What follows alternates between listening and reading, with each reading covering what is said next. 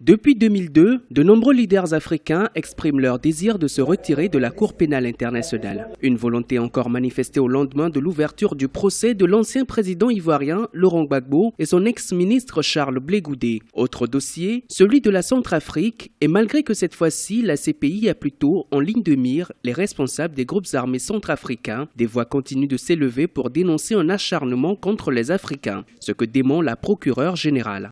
La CPI ne s'intéresse pas qu'aux chefs d'État africains. Toutes nos actions en Afrique sont déclenchées à la demande des gouvernements en place. Si l'Afrique décide de se retirer de la CPI, moi je ne peux qu'exprimer ma désolation, pas en tant que procureur, mais en tant qu'Africaine. C'est dommage, c'est une régression de l'état de droit et de la justice pour les victimes.